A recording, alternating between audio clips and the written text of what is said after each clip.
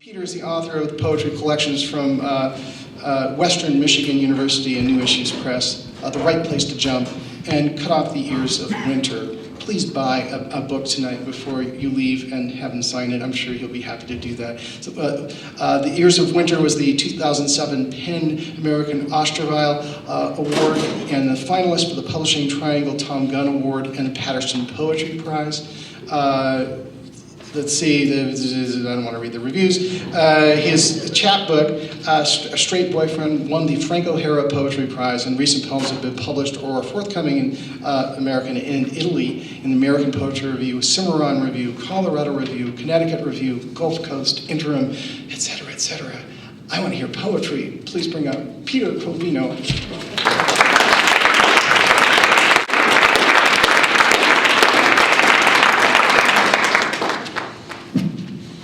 Those of you who know me know I'm very emotional, so. This is an amazing homecoming, thank you. I'm so honored and thrilled to be back. I had a wonderful time here. If it's possible to never have one regret, that'd be Utah. Well, maybe a couple of regrets. But I really want to thank Joe Long and CityArt and my beloved professors and friends who are here. It's really wonderful, and I thank you. So I'm trying to stretch some new muscles in this book. The Right Place to Jump refers to sort of a restless range of styles, as you'll hear, I hope. I want readers to feel a sense of playfulness and also some urgency, while not settling down on any one type of poetic aesthetic. And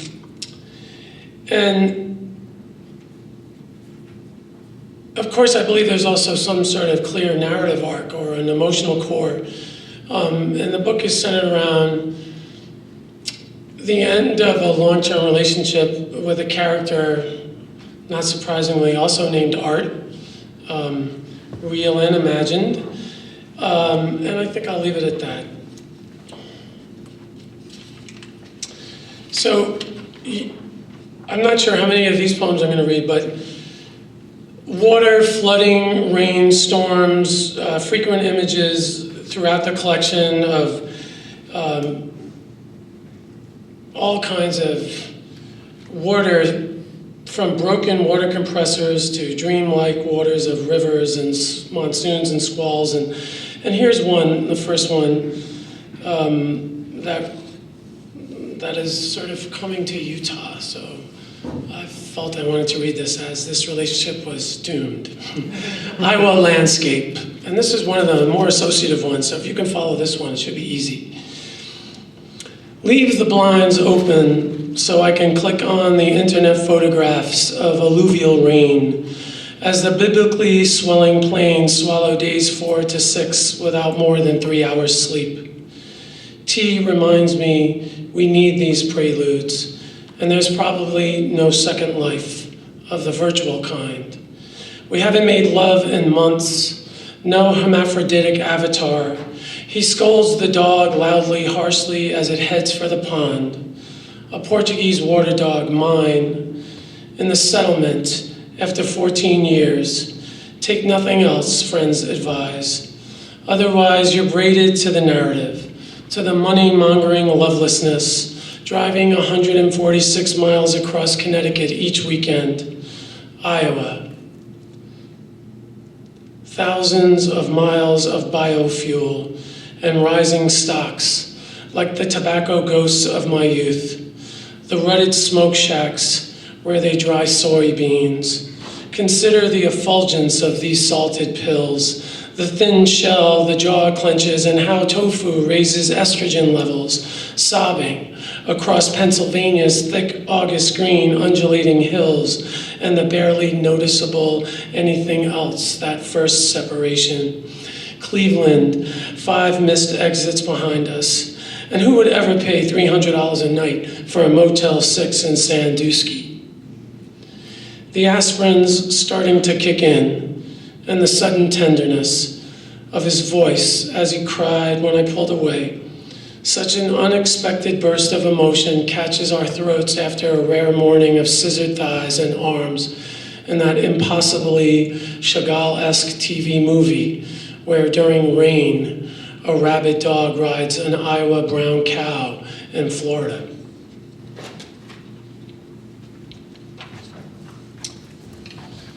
"66 Trees." This includes an epigraph from John Ashbery from his first book and the title poem, "Some Trees." "You and I are suddenly what the trees try to tell us we are. Of course I wish him dead. Abusively inside me, I think of him in parts, as that devastating Fassbinder movie starring his Moroccan lover, both of whom had terrible truncated ends. Yesterday morning, in a bleary-eyed, anxious pre-flight return to our East Coast life, I learned Elle's still in a coma at a rehab center in Queens. She showed signs of visual tracking, twice close to a miracle, and squeezed her husband's hand. 66 trees, because we counted them, and took pictures for the police report, cut down in the backyard, the thickness like so many body bags, bone-bright white birch among the grain-drizzled upper field. Stone walls more visible, the neighbor's house view and market value improved. We must be reading the same books. That monograph on Proust, and the anecdote about the rats in the male brothel, a twisted metaphor for identity and gratification, understandable given the era. And therefore thicker, older. And we priced trees that weekend in persistent rain, in the mist air sprays that worked to keep them alive. A growing copper beech 12 inches in diameter cost $10,000. Once you see the silvery, coppery, gnarled bark, there's no forgetting, no mistaking. And believe me, with Elle's health and another suicide, I'm left with a huge hole. And writing seems worthless, $1,100 worth of vandalism, and a car rental later. Who can focus on all this yoga bullshit? It's enough for a psychic breakdown. Everything's come to a ground-down halt, difficult to fathom. Another handsome gay man drowned in faraway Puerto Rico, emblematic. And meanwhile, I have pantry moths and a strained checkbook. In another email, her toddler's locked in the bathroom playing with a toilet plunger. What are pantry moths anyway? Today, all day at my mother's house, she interrupted me while I was working because I don't see her enough. And she's getting older, the ways older gets. What I'm afraid is falsely recovered. 66 trees, body bags, the insides of the bags, stuck inside the unfolded plastic, smoldering, mulching trees, what I'm afraid of. The mist-numbed decade, the ruthless fugue state I grapple, trunked down, bitter crop. As I read, by the only gay Italian poet who died of AIDS in 1996, Il poeta assassinato, another book on the subject of Pier Paolo Pasolini and his murder by a gang of gay pickups. Intense days, thinking about 18-year-old prostitutes and the career-making obit of a dear poet's suicide. There's a whole world through the back window of my car, and I probably need a new boyfriend.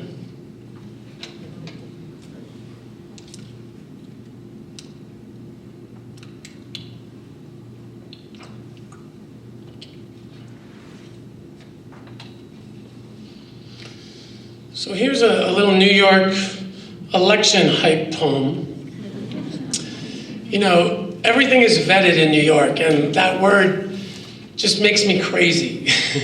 I'm trying to think, does it exist in other languages? I'm not sure how to say that in Italian, or, you know, this neologism that we've coined, right? And this is called More Than a Verb, a Nation. Vetted, he's always saying. Should I imagine Uncle Sam horned purple by war? Conspicuous in the 1966 edition, set for Texas, where I know, we got our own ranch. And I'm trying not to pick on where you left off, where the perfect makeup or the dusty mauve wrap entitled you to miss my class at $2,500 per semester without insurance. But I'm ill-equipped to complain. A dictum's gotta be more than one-dimensional, so I arc the vetted V and wed past and tense to the gerund for a star-clustering constellation at 5:40 a.m. in the fluorescent before saying. I can be heavy-lidded or drawing on the board, belatedly and not enough. Dear M, meant to say hi the other night, but I get shy and beaten down. I'm having trouble with agreement and good verbs. I waited for the water filter to filter. I ordered 30 gifts from the home shopping channel and sent 29 back.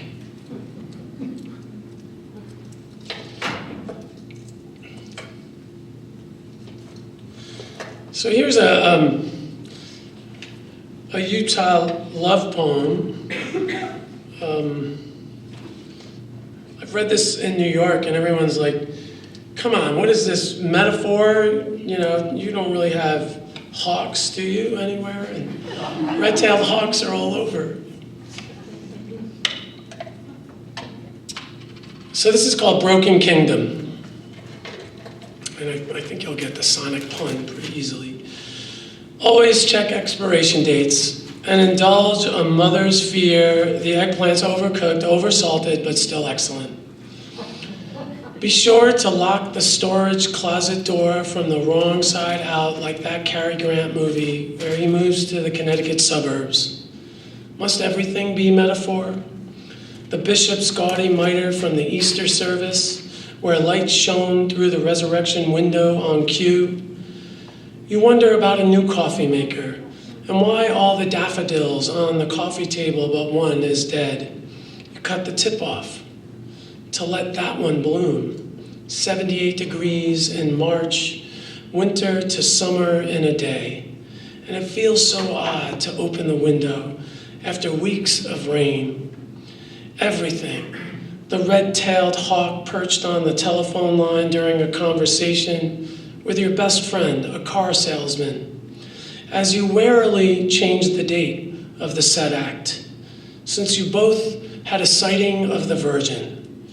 Even though the said sighting was before said act, you don't want to alarm anyone. For your most trusted confidants and the therapist, some semblance of truth, casually stated to hide the real fear, 2 months before a wedding of sorts with another person, conveniently a man, whom of course you never tell and lie to. Always check expiration dates. Though rationally, it only lasted a few seconds, 3 thrusts at most, until you noticed through the grape latex part of you so lovingly, desiringly, amidst implied action which led to said act, and all this inconvenient, misdirected panic.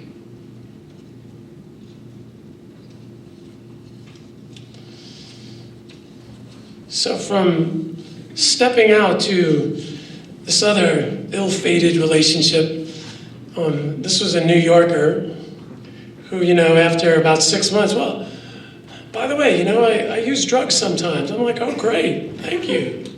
What kind of drugs? Title of the poem, Heroin. Last night, the snow filled up your arms, tracks of snow from East 2nd Street, and I couldn't dig out your Porsche, replace the curtains in ample free time, paint the changes of the window and the light. Little of nothing to hold on to, how the skin peels away the bugs, come apart with mayonnaise and honey.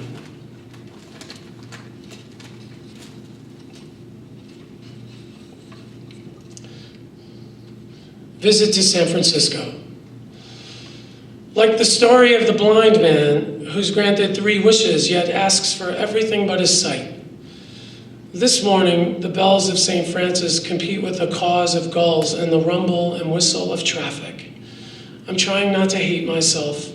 Last night at the Eros, $15 worth of flesh and unreliable fantasy. Fueled by a 6-pack and the almostness of an underage conservatory student, I've ended up here as the night before, wanting titillation, something close to milk and love, but easier and anonymous, the surge and response, a blanketing steam. Sometimes it's the conversation, scavenge of remains, or the obligatory questions about positions and ethnicity. And I've traded the burnt tobacco fields and oleander, the well-illumined necropolis at the edge of my city for these 10 minutes of stooped-over bliss. While outside, even the sidewalks warn of the continuing wrath of the 4-letter devil. But I seem to have lost my underwear, my car keys, can't remember the ride back to the hotel, the alarm, the flight home.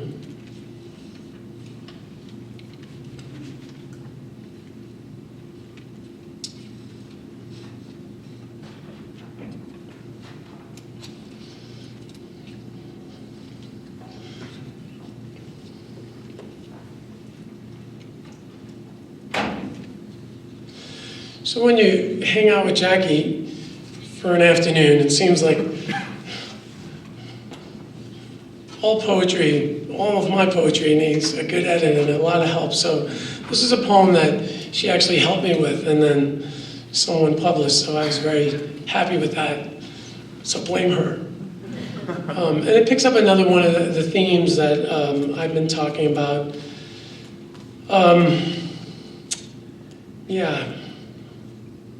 Disappearance and modulation. 3 broken vertebrae, chronic osteoporosis, and now memory lapses. To transition, naturally I buy a dog, overdetermined the love object, consoler of anticipated grief that will face the bleak collapse with me each day. As a mother escapes further, each half-developed attempt at combating a waning affection, flailing and floundering, forgetting even how to boil greens that help with digestion.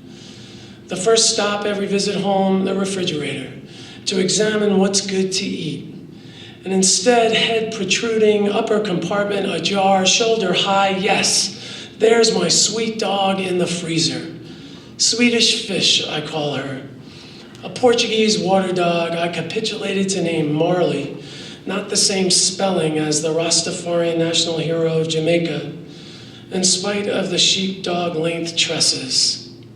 Marl for short, or Marlboro girl, in full camped up butch, a plum and indignant when folks mistake her for a poodle. Pitbull poodle mix, I retort. In this nightmare I've had 4 times, she's moored, ice to the touch, almost comatose. No mistaking her lethargic excitement as she recognizes me.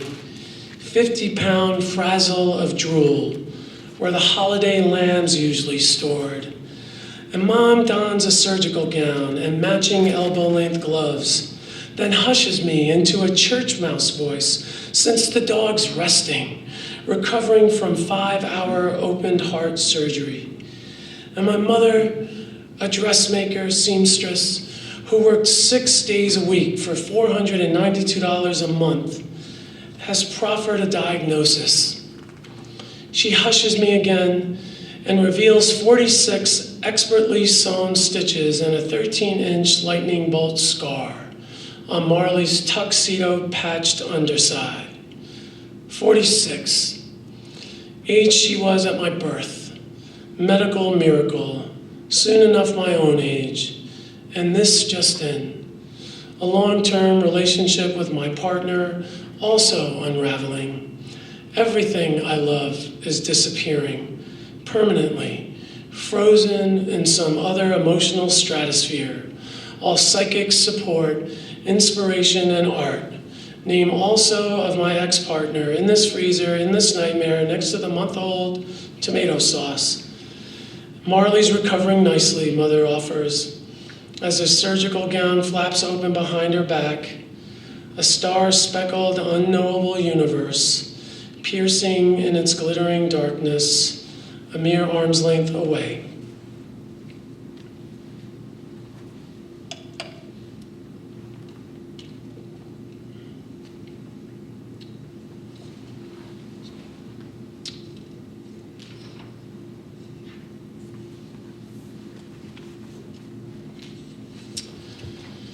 So I'm going to end with two poems. They're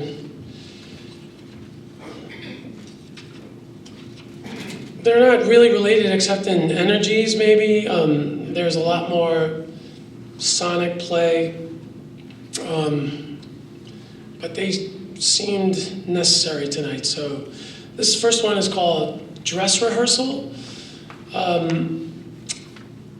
Yeah, it's sort of a visual poem, and I was really thinking about epitaphs at the end, and that's the title of the second section, so it looks like epitaphs, but I think you'll follow it. You guys taught me everything I know. Dress rehearsal, media. For the manual labor on the man of war, the lieutenant with the perpetual toothpick.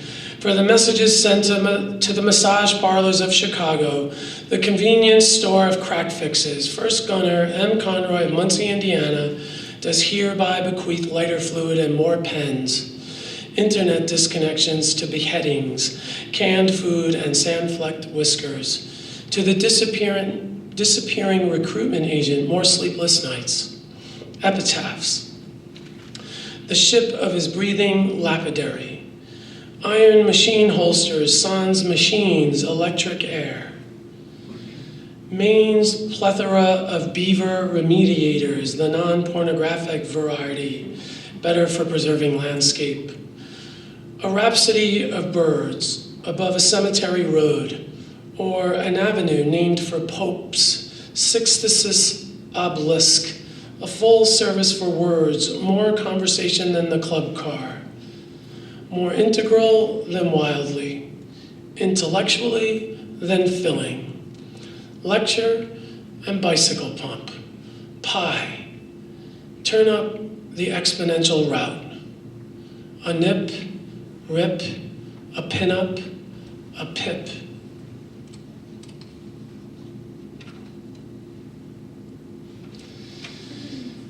And then just a few sections from this rather long poem that meditates on language and where I'm from in Italy, how it's called Roma Auto, how language always roams even though you try to control it.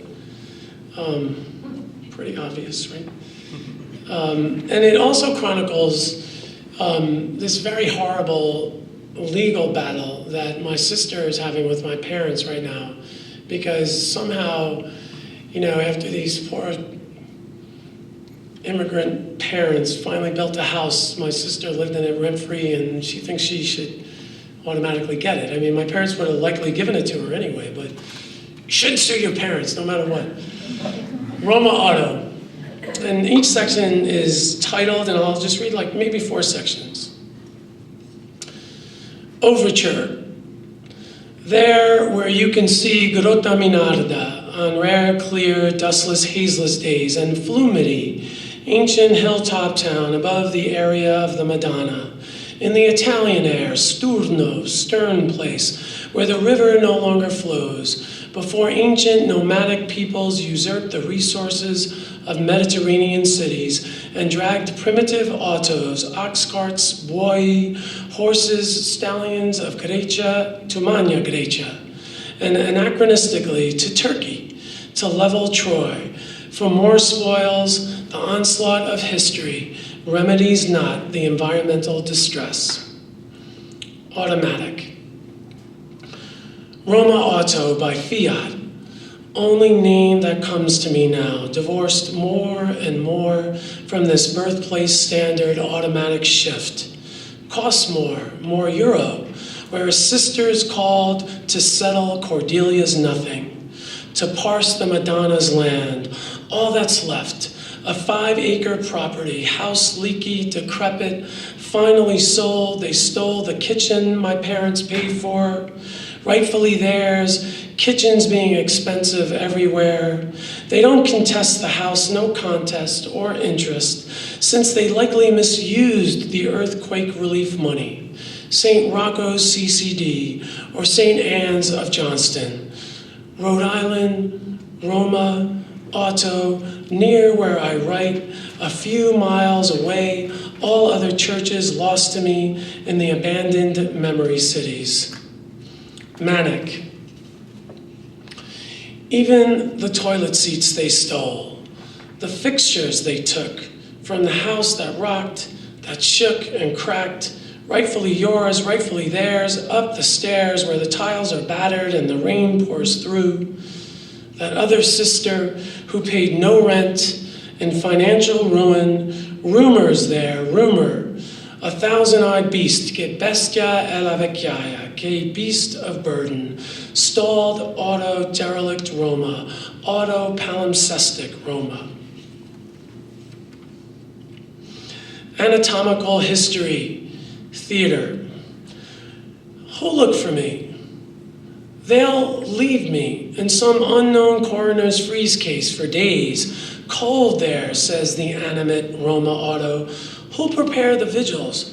Don't hate us if we say too much, salivate and liquidate. If the words pour a fountain out of Roma Auto, authority of our own Jacobean drama, authored closer to home, circa 1625, tragedy by Middleton, and my own sister, who sues our mother over olives, over olive groves my parents planted painstakingly. We live in thickets, we live to love and use and preserve.